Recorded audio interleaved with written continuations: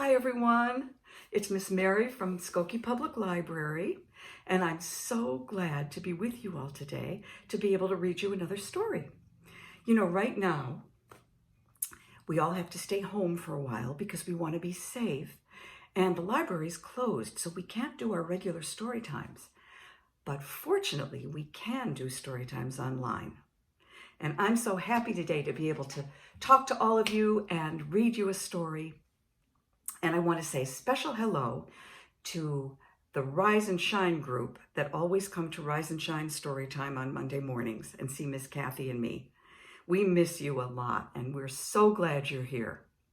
Now, if you remember, when we do Rise and Shine Storytime, Miss Kathy and I always have one thing every single week. Do you remember what that is?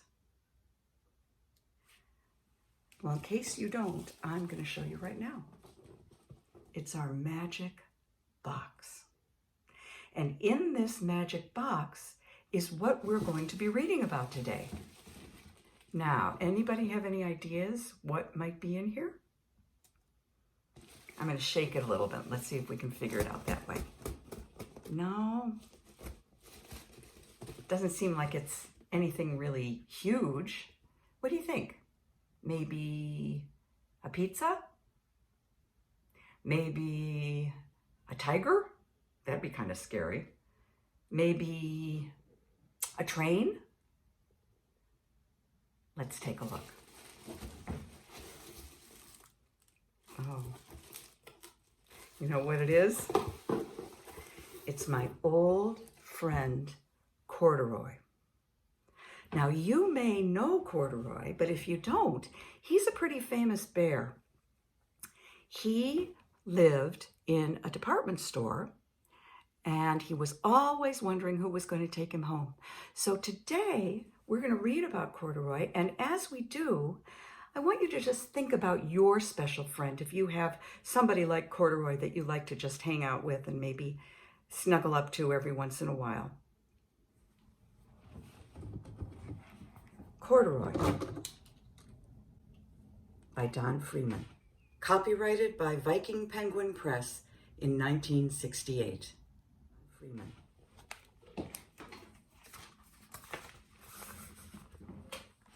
Corduroy is a bear who once lived in the toy department of a big store.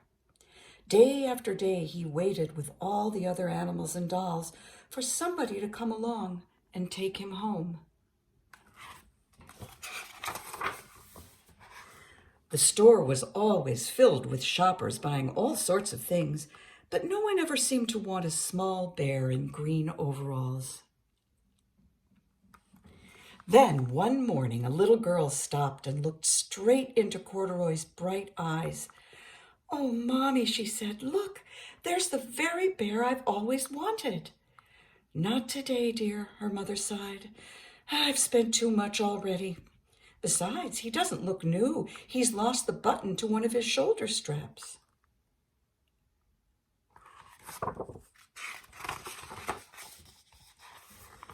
Corduroy watched sadly as they walked away. "I didn't know I'd lost a button," he said to himself. "Tonight, I'll go and see if I can find it."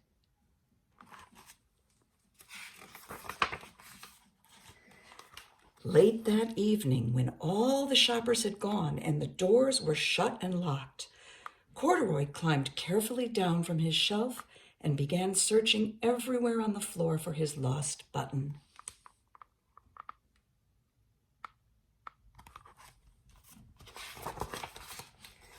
Suddenly, he felt the floor moving under him. Quite by accident, he had stepped onto an escalator, and up he went. Could this be a mountain, he wondered? I think I've always wanted to climb a mountain.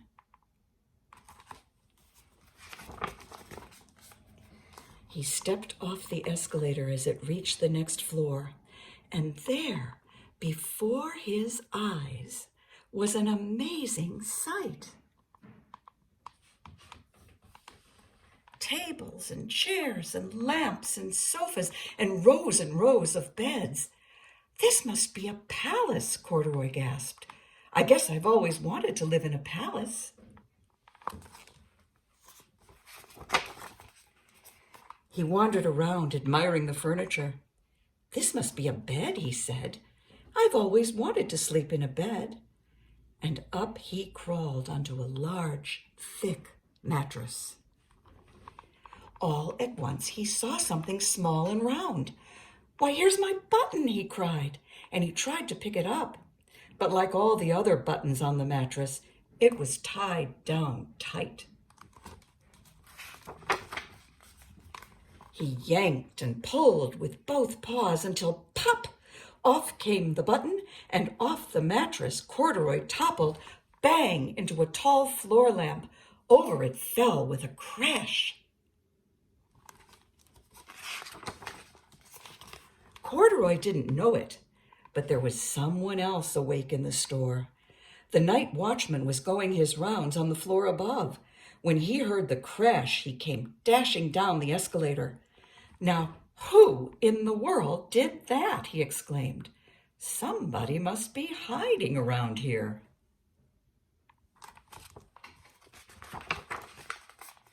He flashed his light under and over the sofas and beds until he came to the biggest bed of all.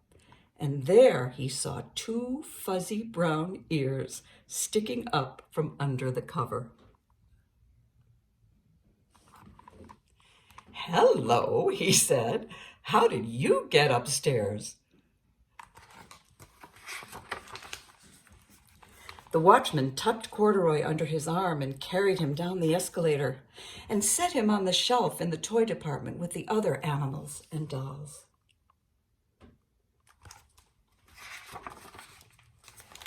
Corduroy was just waking up when the first customers came into the store in the morning, and there, looking at him with a wide, warm smile, was the same little girl he'd seen only the day before.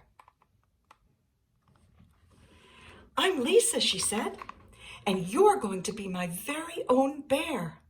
Last night I counted what I've saved in my piggy bank, and my mother said I could bring you home.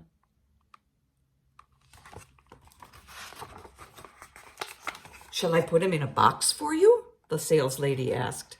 Oh, no, thank you, Lisa answered, and she carried Corduroy home in her arms. She ran all the way up 4 flights of stairs into her family's apartment and straight to her own room.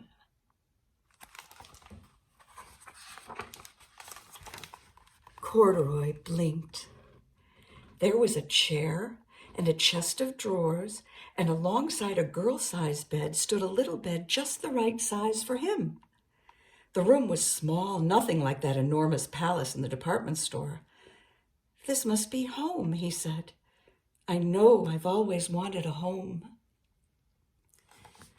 Lisa sat down with Corduroy on her lap and began to sew a button on his overalls. I like you the way you are, she said, but you'll be more comfortable with your shoulder strap fastened.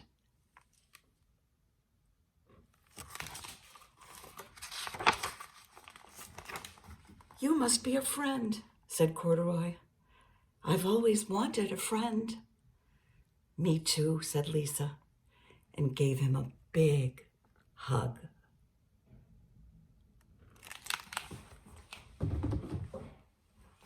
And that's how Corduroy found a home. So Corduroy and I are going to say goodbye for right now, but before we do, I think I'd better fasten his shoulder strap, don't you? He'll be more comfortable that way. See you next time, and we'll do some more stories together. Bye for now.